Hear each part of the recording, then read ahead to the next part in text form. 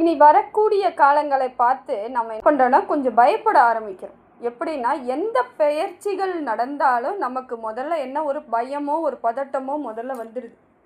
அது எந்த பெயர்ச்சியாக இருந்தாலும் சரி, சனி பெயர்ச்சி, குரு பெயர்ச்சி, ராகு கேது பெயர்ச்சி, எந்த பெயர்ச்சியாக இருந்தாலும் தனுசு ராசி நமக்கு வந்துருமோ, நம்ம இருக்கக்கூடிய காலகட்டம் மாறி போயிடுமோ அப்படிங்கிற ஒரு பதட்டமும் பயமும் உங்களுக்கு இருந்துக்கிட்டே இருக்குது. அது பொதுவாக பார்க்கும் பொழுது இப்போ சனி வக்ர பயிற்சியாக மாறுறதுனால நீங்கள் எதுக்கு எடுத்தாலுமே இப்போ வக்ர பயிற்சியில் வரும்பொழுது நம் காலங்கள் எப்படி இருக்கும், பொருளாதார ரீதியாக நம்ம சிக்கல் அடைஞ்சிருவோமோ, தேவையில்லாத நம்ம பண இழப்புகளை இழக்க நேரிடுமோ, இல்லை உடல் ரீதியான பிரச்சனைகள் வந்துடுமோன்ற பதட்டத்தோடே நீங்கள் இது நாள் வரைக்கும் இருந்துகிட்ருக்கீங்க. சனி பகவான் எப்பொழுதும் என்றைக்கும் யாருக்கும் எந்த கெடுதலுமே பண்ணது கிடையாதுங்க. என்னங்க இப்படி சொல்கிறீங்க? 7.5 சனியிலேருந்து இப்போ தான் நாங்கள் வெளியாக வந்திருக்கோம், படாத பாடுபட்டுட்டு வந்திருக்கிறோங்க. என்னங்க நீங்கள் புதுசாக சொல்கிறீங்க? சனி பகவான் எல்லாரும் நல்லா இருந்தாங்கன்னு யாருமே சொல்ல முடியாதேன்னு நீங்கள் சொல்கிறீங்க. நிச்சயமாக சனி 7.5 சனியில் இருக்கக்கூடிய காலகட்டத்தில் பெரும்பாலானோர் அவங்க வாழ்வாதாரம் நல்லபடியாக இருந்திருக்குதுங்க. அவங்களுக்கு தேவையான வாழ்க்கை அமைவதற்கு அந்த காலகட்டம் நல்ல உருத்தான காலகட்டம் எதுன்னு பார்த்தீங்கன்னா சனி பெயர்ச்சி தாங்க. ஏன்னா சனி பகவான் 7.5 ஆண்டு காலம் ஒவ்வொரு ராசியில் இருக்கார். அப்படின்னும் பொழுது அது நீண்ட காலகட்டங்கள், அது குறிப்பிட்ட காலமே கிடையாது, கொஞ்சம் நீளமான காலகட்டத்தில் தான் இருக்கிறீங்க. 7.5 ஆண்டுன்றது சிலருக்கு 8 வருடங்களும் போகும், சிலருக்கு 8.5 ஆண்டுகள் 9 ஆண்டுகள் வரையிலுமே இந்த மாதிரி மாறி மாறி வரும் பொழுது, அதாவது கிரகம் சனி பகவான் பின்னோக்கி நகர்வை ஏற்படுத்தி திருப்பி முன்னோக்கி செல்லும் பொழுது 7.5 8 ஆண்டு 9 ஆண்டுகள் கூட ஆகிடும். இப்போ வக்கர பயிற்சி வராமல் இருந்தாக்கா 7.5 வருஷத்தோடு முடியும். வக்கர பயிற்சி திருப்பியும் அவர் போகிறாருன்னா அந்த காலகட்டம் மறுபடியும் நமக்கு 7.5லேருந்து 8 ஆண்டுகள் ஆகிடுது. அதனால் அந்த ஆண்டு காலம் பார்த்திங்கன்னா நீளமான ஒரு காலகட்டமாக தான் இருக்குது. நாம் கடக்க வேண்டிய காலம் அதில் பெரும்பாலும் பெரிய இடமா இருக்கும் பொழுது நம்ம எல்லா விஷயத்தையும் சிலர் அந்த இடத்துல நம்ம கடந்து வர வேண்டிய சூழ்நிலையும் ஏற்பட்டுடுது. பொதுவாக பார்த்தீங்கன்னா இப்போ ஜென்ம சனியில் இருக்கும் பொழுது நமக்கு உடம்பு ரீதியான பிரச்சனை வந்துடுது அப்படின்னு பயப்படுவாங்க ஒரு சிலவங்க விரயச்சனியாக இருக்கும் பொழுது பொருளாதார ரீதியாக பல சிக்கல்களை நம்ம சந்திக்க வேண்டியது வருது. பாதச்சனியாக வரும் பொழுது இருக்கக்கூடிய பிரச்சனைகளில் கொஞ்சம் தெளிவு கிடைக்குங்கிறது மட்டும் பொதுவாக நம்ம மனதுக்குள்ளே வச்சுக்கிட்டு இருக்கிறோம். இப்படி தான் ஒரு அபிப்பிராயத்தை நம்ம வச்சுக்கிட்டு சனி பகவானை பார்த்து நம்ம பயப்படுறது. உண்மையை சொல்லணும்னா சனி பகவான் அந்த காலகட்டம், அதாவது 7.5 ஆண்டு காலகட்டம் ஒரு ராசியில் இருக்காருன்னா அதில் பிறக்கும் பொழுதே ஒரு சிலருக்கு அந்த சனியிலேயே பிறப்பாங்க. அது எப்படின்னாக்கா, அந்த பிறக்கும் குழந்தை கர்ப்பத்திலேயே சனி பகவான் இருந்து அது கர்ப்பத்தை தரித்து ரெண்டாவது குழந்தையாக பிறக்கும் பொழுது கர்ப்பகால சனி பகவான் இருக்கும் பொழுது ஆபத்தே கிடையாதுங்க. ஃபஸ்ட்டு ஏன்னா குழந்தை என்ன பண்ணும், ஒன்றும் பண்ண போகிறது கிடையாது.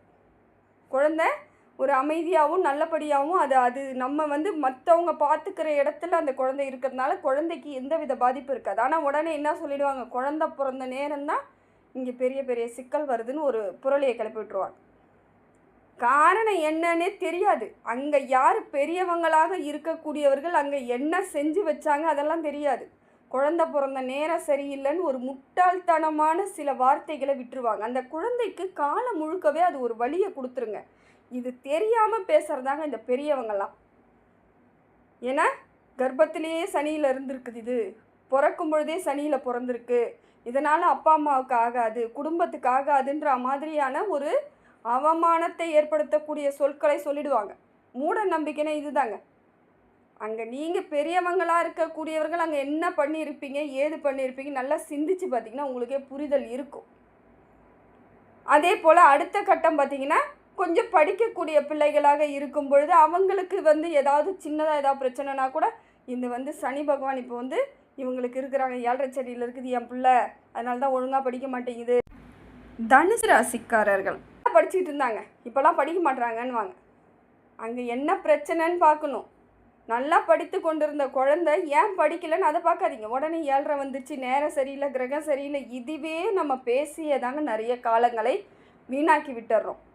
அந்த குழந்தையானது அந்த படிப்பை எப்படி படிக்கணும்னு ஒன்று தெரியாமல் இருந்திருக்கலாம், எப்படி ஹேண்டில் பண்ணுறதுன்னு தெரியாமல் இருந்திருக்கலாம். இன்னும் ஒன்று வேறு சிந்தனைகள் அந்த டைம் மாறுதல்களை ஏற்படுத்தக்கூடியதாக இருந்திருக்கும். அப்போ நாம் அந்த குழந்தைய எப்படி கொண்டு போகணும்னு தெரியாமல் உடனே ஏதாவது ஒரு பேரில் பழியை போட்டுட்டு குழந்தைய தப்பிக்க வைக்கிறதா நினச்சிட்டு குழந்தைக்கு இன்னும் கஷ்டத்தை தான் கொடுத்துட்ருப்பீங்க. இதுவும் நடந்துகிட்ருக்கோம் நிறைய பேருக்கு. அடுத்தது பார்த்திங்கன்னா, அடுத்த கட்ட நம்ம நகரும் பொழுது வேலை வாய்ப்புக்கு இருக்கக்கூடிய ஆட்களாக இருக்கும் அந்த ஏழ்றையில் இருக்கிறவங்க. சரியான வேலை கிடைக்கலங்க அப்படின்றவாங்க. ஒரே வார்த்தையில் தான் சொல்லுவாங்க, எனக்கு சரியான வேலையே கிடைக்கலங்க, நான் வேலை எது செய்தாலும் எனக்கு பிடித்த மாதிரி இல்லைங்க அப்படின்வாங்க. நீங்கள் கரெக்டாக என்ன படிச்சிருக்கிறீங்க, என்ன மாதிரியான சரியான அமைப்பில் இருக்கீங்க, எத்தனை பர்சன்டேஜில் இருக்கிறீங்க, எந்த மாதிரி வந்த வேலையெல்லாம் வேணான்னு சொன்னீங்க அப்படிலாம் யோசிக்கணும். ஒரு சிலருக்கு நல்ல வேலை வாய்ப்புகள் கிடைத்தாலும் அவங்க என்ன பண்ணுவாங்க, எனக்கு அது வேண்டாம், எனக்கு பிடிக்கலை, நான் இப்படி தான் இருப்பேன், நான் அதை தான் பண்ணுவேன்னு அடம் பிடிக்கக்கூடிய ஆட்களாக இருப்பாங்க. அவங்க இயங்கக்கூடிய செயல்கள் அப்படி இருக்கும் பொழுது ஏழ்ரை வந்துச்சுங்க புத்தி மாறி போய் திரியிறாங்க அப்படின்றவாங்க. ஆனால் உண்மையிலேயே அவங்க புத்தி மாறிலாம் தெரியல, அவங்க இயற்கையாகவே அப்படி தான் இருந்துக்கிட்டு இருக்காங்க. ஏழ்றையால் புத்தி மாறிடுச்சுங்க, இல்லைனா இந்நேரம் என் பையன் ஓஹோன்னு இருந்திருப்பாங்க, என் பொண்ணு ஓஹோன்னு வேலைக்கு போயிருக்குங்க அப்படி தான் பேசுவாங்க. அவங்களுக்கு தேவை யார் பேர்லையாவது ஒரு பழியை தூக்கி போட்டுட்டு அந்த காலகட்டத்தை நகர்த்தணும். இது மட்டுமே பெரும்பாலான ஒரு எண்ணமாக இருக்குதுங்க. இது நமக்கு அதை பழியை போட்டுட்டு போகிறதுனால சனி பகவான் ஒன்றும் குறைஞ்சி போகிறது கிடையாது. ஆனால் நமக்கு தாங்க இழப்பு. அந்த இடத்துல என்ன செய்யணும், ஏது செய்யணும், என்ன விளைவுகள் இருக்குது, எப்படி இருக்குதுன்னு பார்வையை நம்ம கரெக்டாக அங்கே பார்த்தா தான் நமக்கு தெரியும். அங்கே என்ன நடந்திருக்குன்னு நமக்கு புரிதல் இருந்தால் மட்டும்தான் அந்த இடத்த எப்படி கடக்க முடியும்னு தெரியும். ஏன்னா ஏழ்றையில் இருக்கிறவங்க மட்டும்தான் கஷ்டப்படுறாங்கன்னு சொல்லுங்கள் பார்ப்போம். ஒரு ராசிக்கு தாங்க ஏழ்றையில் இருந்துகிட்டு இருக்கோம், 3 ராசிக்கு தான் ஏழ்ரை வந்துகிட்டே இருக்கும். எப்பயுமே அந்த 12 ராசியில் 3 ராசிகளுக்கு மட்டும்தான் ஏழ்றையில் அடிபட்டுட்டு வந்துகிட்டே இருப்பாங்க. விரைய சனியாக இருப்பாங்க, நடுவில் இருக்கிறவங்க ஜென்ம சனியாக இருப்பாங்க, 3வது இருக்கிறவங்க பாத சனியாக இருப்பாங்க. அப்போ 12 ராசியில் அந்த 3 ராசிகள் தான் மாறி மாறி வந்துட்டுருக்கு. அப்போ மீதி பேர்லாம் நல்லா இருக்கணுமில்ல, ஏன் நல்லா இல்லை? யோசிச்சு பாருங்கள். நம்ம செய்கிற செயல்களில் சில விஷயங்கள் தவறுதலாக மாறி போயிடுது. நம்மளும் எதிர்பார்க்கறது கிடையாது, வேணும்னு யாரும் செய்ய போகிறதும் கிடையாது. இதெல்லாம் இயற்கை. அந்த மாதிரியான அமைப்பில் வரும்பொழுது நமக்கு பிரச்சனை ஏற்பட்டுடுது. என்ன, அந்த ஏழ்றையில் இருக்கும்போது நம்ம சனி பகவானை சொல்லிடுறோம், மீதி நேரம் வேறு யாரையாவது தேடுவோம் பழி போடுறதுக்கு. இதுதான் இயற்கையான ஒன்று. இதை பார்த்து தான் எல்லாருமே பயந்துக்கிட்டு இருக்காங்க. இந்த பயப்படக்கூடாதுங்கிறதுக்காக தான் இவ்வளோ விளக்கம் நான் சொல்கிறேன். அதுக்கு அடுத்தது பார்த்திங்கன்னா, இப்போ வேலைலாம் அவங்க ஏதோ ஒரு விதத்தில் தேடிக்கிட்டு வந்துட்டாங்கன்னு வச்சுக்கோங்க. அடுத்தது திருமணம். திருமணத்தில் நீங்கள் கரெக்டாக தகுதியாக இருக்கீங்களா நீங்கள் பார்க்கணும். எதிர்க்க இருக்கவங்களே குறை பேசுறது. அதே போல் உங்களுக்கு என்ன தெரியும், என்ன மாதிரியான அமைப்பு இருக்குது, நாம் என்ன எதிர்பார்ப்புகளோடு இருக்கோன்றதை தெரிஞ்சுக்கிட்டு நீங்கள் தேட ஆரம்பிக்கணும். வரனை அதிகமாக ஆசைப்பட்டு போயிட்டு விழறவங்க நிறைய பேர் இருப்பாங்க. அங்கே என்னென்னு தெரியாமல் சிலர் விழுந்தவங்களும் நிறைய பேர் இருக்காங்க. ஏழ்றையில் கல்யாணம் பண்ணங்க, சேர்ந்தே வாழலைங்க, பிரிஞ்சிட்டங்கன்னு வாங்க. அந்த இடத்துல சனி பகவான் இப்போ என்ன பண்ணார், உங்களை ஒன்றுமே பண்ணல, அவர் பேசாமல் தான் இருந்தார். நீங்கள் தான் போய் பார்க்குறீங்க, நீங்கள் தான் தேடுறீங்க, நீங்கள் தான் கிடைக்கிது, சரியாக இருக்கும், நமக்கு வாழ்க்கை சரியாக தான் அமையுன்ற நம்பிக்கையோடு தானே போய் திருமணம் பண்ணுறீங்க. தேடனை நீங்கள் சரியாக தேடி இருக்கணும், புரிதல் அங்கே ஒழுங்காக இருந்திருக்கணும். 2 பேருக்குள்ளே விட்டு கொடுக்குற தன்மை இருந்தால் மட்டும்தான் திருமணன்றது கடைசி வரைக்கும் நீடிக்கும். இதெல்லாம் தெரிஞ்சுக்கிட்டு அனுபவத்தோடு நீங்கள் திருமணம் பண்ணியிருக்கணும். ஏழ்ரை அங்கே எந்த விதத்திலும் சனி பகவான் உங்களுக்கு தவறு நடக்கலை. ஆனால் நீங்கள் ஏதாவது செய்ய ஆரம்பிக்கும்பொழுது அவர் வேலையை அவர் செஞ்சிடுறார். இதுதான் பிரச்சனை. குழந்தை இல்லைங்க அப்படின்வாங்க ஒரு சிலவங்க. சரி, 7.5 வருஷம்தான் உங்கள் ராசியில் இருப்பார், அதுக்கப்புறம் குழந்தை பாக்கியம் இருக்கணும்ல, ஏன் இல்லை? நமக்கு உடல் ரீதியாக என்ன பிரச்சனை இருக்குன்றத நீங்கள் பார்க்கணும். அதை பார்க்கும் பொழுது தான் உங்களுக்கு என்ன நடக்கணும், என்ன பண்ணணும், சரி பண்ணிக்கிறதுக்கு என்னன்னு ட்ரீட்மெண்ட்லாம் எடுத்துக்கணும். அப்போ தான் நமக்கு சரியான எல்லாமே அமையும். பழியை தூக்கி போடுறது பிரச்சனை கிடையாதுங்க. சனி பகவானை சொல்லிட்டு போகலாம், தப்பு கிடையாது. ஆனால் நாம் சரியாக இருந்துக்கிட்டு சொல்லிட்டு போனோம்னா நமக்கு நல்ல பலன் கிடைச்சிடும் தான் நான் சொல்கிறேன். ஏன்னா எல்லாரும் சனி பகவானை பார்த்து அந்த பெயர்ச்சிகள் ஆகும் பொழுது நடுங்கிறாங்க. அதுவே அவங்களுக்கு பாதிப்புகளை ஏற்படுத்திடுது. கொஞ்சம் நெஞ்சம் கிடையாது, தொட்டதுக்கெல்லாம் பயப்படுறாங்க. 7.5 சனி வரப்போகுது, எனக்கு 7.5 சனி வரப்போகுது, நைட்டெல்லாம் தூங்க மாட்டாங்க ஒரு சிலவங்க. சரியாக சாப்பிட்றது கிடையாது, சரியாக பேசுறது கிடையாது, தனிமை ஆகிக்கிறாங்க. என்னவோ இவங்களுக்கு மட்டும்தான் வரா மாதிரி, உலகத்தில் மற்றவங்களுக்கு வராத மாதிரி இவங்க நினச்சிக்கிறாங்க. எல்லாருக்கும் வருங்க. நாம் சரியாக இருந்தால் நமக்கு நல்லாவே இருக்கும். ஏன்னா சனி பகவானை போல் கொடுப்பதற்கு வேறு யாரும் கிடையாதுங்க.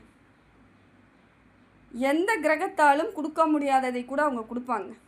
காரணம் என்ன? தொழில்காரகன் சனி பகவான். தொழிலை சரியாக அமைச்சு கொடுக்குறவர் அவர் தான். அவர் மட்டும் நமக்கு சரியான அமைப்பில் இருந்து நாம் சரியாக இருந்துட்டோன்னா நமக்கு நல்ல தொழில், வேலைவாய்ப்பு, உயர்ந்த பதவி, கௌரவமான அந்தஸ்தான வாழ்க்கை இதெல்லாம் கிடைக்கும். திருமணமும் நல்லா இருக்கும், குழந்தை பாக்கியம் ஏற்படும், வேலைவாய்ப்பு சரியாக இருக்கும், பெற்றோர்களோட ஆசீர்வாதம் கிடைக்கும், பெற்றோர்களோட தேக ஆரோக்கியம் ஏற்படும், உடல் பலம் ஏற்படும். ஆயுள் காரகன் அவர், ஆயுள் தீர்க்கம் உண்டாகும், கொடை வள்ளல் அவர்.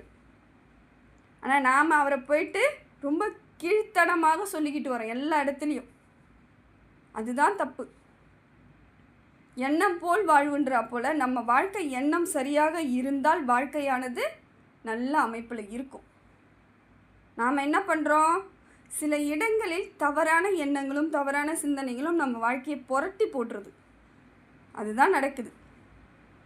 தீர்க்கமாக இருங்க, எந்த விஷயத்துலையும் தீர்க்கமாக இருங்க, தெளிவாக இருங்க. யாருக்கும் எந்த கெடுதலும் இல்லாமல் இருந்தாலே உங்களுக்கு நல்ல மாற்றங்கள் ஏற்படும், நல்ல மாற்றங்கள் உறுதியாக ஏற்படும். அதே போல் அடுத்தது சிலருக்கு என்னென்னு பார்த்தீங்கன்னா, திருமணம் எல்லாம் கூட முடிஞ்சிட்டாலும், குழந்தை பாக்கியம் கூட ஏற்பட்டுட்டாலும், சில இடங்களில் அவங்க மறுபடியும் தொழில் பண்ணுறேன் அது பண்ணுறேன்னு சொல்லிட்டு இழப்புகள் ஏற்படுத்திக்கிறாங்க. அது சில பேருக்கு இயற்கையாகவே நடந்துடுது. அது நேரம் நமக்கு அந்த மாதிரி நேரத்தில் போய் தொழில் ஆரம்பிக்கிறது, நமக்கு டைம் சரியில்லாதப்போ பார்த்து சிலர் தெரியாமல் தொழில் ஆரம்பித்து அந்த இடத்துல லாஸ் ஆகிடும். இன்னொன்று, கூடுவார் தோஷம். நமக்கு சரியான ஆட்கள் இல்லைனாலே நம்மளை படு பாதாளத்தில் தள்ளி விடுறதுக்கு தாங்க நிறைய ஆட்கள் இருக்காங்க. நல்லா யோசித்து பாருங்களேன். நாம் சனி பகவான் நிறைய நமக்கு கெடுபலன் கொடுக்குறாருன்னு நினச்சிக்கிறோம். நிச்சயமாக கிடையாதுங்க. நம்ம கூட இருக்கிறவங்க தாங்க நமக்கு கெடுபலனே கொடுப்பாங்க. நல்லா யோசித்து பாருங்கள். கூட இருக்கிறவங்க, ஏற்ற வீட்டுக்காரன், பக்கத்து வீட்டுக்காரன், அக்கத்து வீட்டுக்காரன், வேலை செய்கிற இடத்துல உறவுகள், குடும்ப உறவுகள், எல்லா இடத்தையும் கடந்து சமாளித்து ஒவ்வொரு இடத்தையும் நம்ம கஷ்டப்பட்டு தான் வெளியே வந்துட்டுருக்கோம். அது எல்லாமே சமாளிக்கும் பொழுது 7.5 சனியை நீங்கள் சமாளிக்கிறதுலாம் ஒரு பெரிய விஷயமே கிடையாதுங்க. ஏன்னா இவங்கள மாதிரி ஒரு 7.5 வேறு யாருமே கிடையாதுங்க. கூட இருக்கிறவங்க தாங்க எல்லா இடத்திலும் நமக்கு பாதகங்களை ஏற்படுத்துகிறாங்க, கஷ்டம் கொடுத்துட்றாங்க. ஏன்னா கூட இருக்கிறவங்களுக்கு அது நம்மளோட எரிச்சலை தருது. நம்ம ஒரு அடி முன்னேறுறோம், இல்லை கொஞ்சம் சந்தோஷமாக இருக்கும், கொஞ்சம் நிம்மதியாக இருக்கும், குடும்பத்தோடு அனுசரித்து சந்தோஷமாக சிறப்பாக குடும்பத்தை கொண்டுட்டு போகிறனாலே பிடிக்காது. நம்ம வீட்டில் எப்போ மற்றவங்க வீட்டில் சண்டை வரும்னு வெயிட் பண்ணுவாங்க, காத்துக்கிட்டு இருப்பாங்க. உங்கள் வீட்டில் எப்போ சண்டை வரும்னு வெயிட் பண்ணுவாங்க. அதில் ஒரு சந்தோஷம் அவங்களுக்கு. அந்த சண்டை நடந்தால் தான் அவங்களுக்கு திருப்தியாகவே இருக்கும். நீங்கள் எப்போ தோப்பீங்கன்னு பார்த்துட்ருப்பாங்க, நீங்கள் எப்போ கஷ்டப்படுவீங்கன்னு பார்த்துட்ருப்பாங்க, நீங்கள் எப்போ அழுவீங்கன்னு பார்த்துட்ருப்பாங்க. இது தாங்க கூட இருக்கிறவங்களால் நடக்கிறதாங்க நமக்கு பெரும்பாலான பிரச்சனைகள். அதுதாங்க. அந்த இடத்த நாம் கடைசி வரைக்கும் கடந்துக்கிட்டு தானே இருக்கிறோம். அதுக்கெல்லாமா பயப்படுறீங்க? அதுக்கு எதுக்குமே நீங்கள் பயப்பட மாட்டீங்களே. அப்போ 7.5 பார்த்து ஏன் பயப்படுறீங்க? சனி பகவானை பார்த்து ஏன் பயப்படுறீங்க? ஒவ்வொரு பெயர்ச்சியை பார்த்து ஏன் பயப்படுறீங்க? நிச்சயமாக எதற்கும் பயப்படாதீங்க. அதுக்கு தாங்க இந்த பதிவே நான் போடுறேன். பயந்து வாழும் வாழ்க்கை கிடையவே கிடையாது இப்போ. ஏன்னா இப்போ பார்த்தீங்கன்னா உங்களுக்கு வக்கர பெயர்ச்சியில் எல்லா இடங்களிலும் உங்களுக்கு சிறப்பான மாற்றம் இருக்குதுங்க. எல்லா இடங்களிலும் நல்ல பலன்கள் உங்களுக்கு இருக்குது. வக்கர பெயர்ச்சி உங்களுக்கு இது நாள் வரையிலும் இருந்து வந்த கஷ்டங்களை எல்லாம் போக்கக்கூடிய அமைப்பாக தாங்க இருக்குது. அதனால் இந்த காலகட்டத்தை நீங்கள் தெளிவாக அப்படியே கொஞ்சம் அப்படியே அமைதியாக கொண்டுட்டு போயிட்டீங்கன்னா போதுங்க. ஃபஸ்ட்டு சனி பகவான் உங்களை ஒன்றுமே பண்ணாமல் இருக்குன்னா ஒன்று தாங்க தெரிஞ்சுக்கணும். கொஞ்சம் பொறுமை, நிதானம், பொறுப்பு, அக்கறை இது எல்லாம் இருந்துட்டாலே உங்களை ஒன்றுமே பண்ண மாட்டாருங்க. ஒவ்வொரு வேலையிலையும் கண்ணும் கருத்துமாக பொறுப்பாக இருங்க. அதுலேயும் எனக்கு பிரச்சனை வருதுங்க, அதுவும் எனக்கு கஷ்டமாக போகுதுன்னா அது பெரிய கஷ்டங்களாக இருக்காது. அப்படியே போனாலும் சின்னதாக அது அப்படி தட்டி விடுற மாதிரி போயிடும், ஒரு தூசு மாதிரி போயிடும். கண்ணு கருத்துமாக இருந்து பாருங்கள், உங்களுக்கு எந்த விதத்திலும் நஷ்டங்கள் ஏற்படாது. பொறுப்பாக இருக்கணும், நம்ம வேலையை கரெக்டாக செய்யணும், பொறுமையாக இருக்கணும், அவசரப்படக்கூடாது, எடுத்தாங்கவுத்தன் வேலைகளை நம்ம செய்யக்கூடாதுன்னு இருந்துட்டாலே எந்த சனி பெயர்ச்சியாக இருந்தாலும், எந்த குரு பெயர்ச்சியாக இருந்தாலும், எந்த ராகு கேது பெயர்ச்சி, செவ்வாய் பெயர்ச்சி, புதன் பெயர்ச்சி எதுவுமே உங்களை ஒன்றும் பண்ணாதுங்க. அது பாட்டு அது பெயர்ச்சியாகி அது பாட்டு அது வேலையை பார்த்துட்டு போயிட்டே இருக்கும். ஆனால் நவகிரகங்களால் தான் நம் வாழ்க்கை இயல்பாக அமைக்கிறது நவகிரகங்கள் தான். இருந்தாலும் அதுக்காக நம்ம பயப்பட தேவையில்ல. ஆனால் நாம் செய்ய வேண்டிய வேலையை சரியாக செஞ்சால் நவகிரகங்கள் எப்பொழுதும் சப்போர்ட் தாங்க பண்ணும்.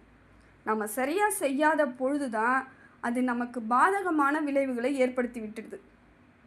இப்போ என்னன்னா, நீங்கள் கரெக்டாக முடிவு எடுத்துக்கோங்க.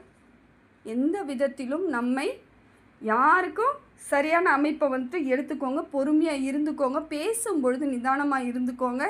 வாக்குறுதிகளை கொடுக்காதீங்க. பழகும் பொழுது பழகிறவங்க சரியாக ஓரளவுக்குன்னா நமக்கானவங்களான்னு பார்த்து பழகுங்க. ஏன்னா எல்லாரும் நம்மளுக்கானவங்களா இருக்க போகிறது கிடையாது. இருந்தாலும் நமக்காக ஓரளவுக்கு உத்தமமாக இருக்கிறவங்க, சரியான ஆட்களாக இருக்கிறவங்க, மனிதநேயத்தோடு இருக்கிறவங்க கூட பழகிட்டோம்னா நம்ம வாழ்க்கையில் பெரிய பிரச்சனைகளே வராதுங்க. அதனால் முடிந்த வரையிலும் சனி பகவானையோ மற்ற கிரகங்களையோ பார்த்து பயப்படுறதை விட்டுட்டு நம்ம வேலைகளையும் கடமைகளையும் சரியாக செய்தால் இந்த காலகட்டம் அருமையாக இருக்குதுங்க.